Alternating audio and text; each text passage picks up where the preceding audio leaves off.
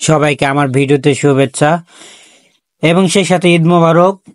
ঈদের আনন্দ কাটাতে যমুনাতে আসা আর যমুনাকে কেন্দ্র করে আবার একটি বিশেষ স্থানে যাওয়া, কেননা সিরাজগঞ্জের যে স্পেসিফিক যে জায়গাগুলো রয়েছে সেই জায়গাগুলো আর ভালো লাগতেছে না বলে সিরাজগঞ্জ সদরের বাহিরে একটু যাওয়া। আর সেই কারণে মূলত সিরাজগঞ্জের বাঁধ ধরে ঠিক সিরাজগঞ্জের কাজীপুরের দিকে যাওয়া। আর সেই সাথে এই যে প্রাকৃতিক দৃশ্য বলি সেগুলো অনুভব করা। ঘুরতে ঘুরতে চলে আসলাম আমরা মেঘায় থেকে আমরা চলে যাব এখন মেঘায় যে যমুনার ঘাট রয়েছে সেই ঘাট, এই যে মেঘাই ঘাট। আমি একটু প্রথমেই আপনাদেরকে দেখাচ্ছি, দেখেন বিশাল একটি ঘাট, যে ঘাট থেকে মূলত চরের লোকজন এখান থেকে যাতায়াত করে এবং এই ঘাটকে কেন্দ্র করে হয়তোবা এই কাজীপুর উপজেলার মানুষের একটি আনন্দের স্থান হিসেবে পরিচিতি পেয়েছে।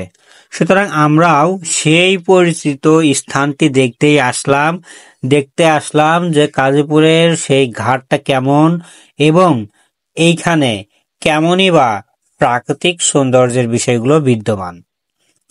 হ্যাঁ, আসলাম যেহেতু নদীর তীরবর্তী একটি স্থান, এই কারণে নদীকে কেন্দ্র করে মানুষের আনন্দ বয়ে যাচ্ছে এবং আনন্দেতে দেখেন স্টিমারে করে সবাই নদী পার হয়ে পাশের একটি চরে যাচ্ছে এবং সেখান থেকে আবার রিটার্ন চলে আসতেছে।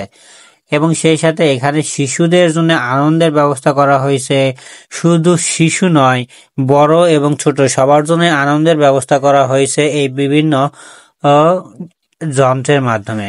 এই যান্ত্রিক যন্ত্রগুলো যেমন তাদের আনন্দ দেয়, ঠিক তেমনি প্রাকৃতিক সৌন্দর্য বলতে নদীর এই ঠান্ডা আবহাওয়া এবং এই পরিবেশে তাদেরকে মুগ্ধ করে ফেলে।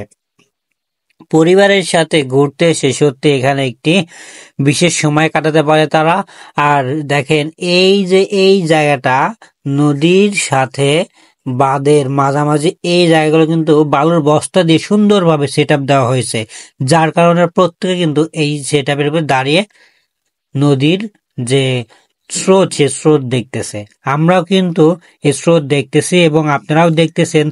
সম্পূর্ণ ভরা মৌসুমে নদীর প্রকৃতি যেরকম থাকে ঠিক সেম ওই রকমই কিন্তু আছে। দেখেন স্রোত গুলো কিন্তু বয়ে যাচ্ছে এবং স্রোতের ধারা কিন্তু অতি গতি সম্পন্ন এবং এই স্রোতের ভিতরে নৌকা চালানোটাও অনেক টাফ। এই স্রোতে অবশ্যই আপনারা সচেতন থাকবেন, যে কেউ অ্যাক্সিডেন্টালি এর ভিতরে পড়লে অবশ্যই যে কোনো দুর্ঘটনার সম্মুখীন হবেন ইজিলি।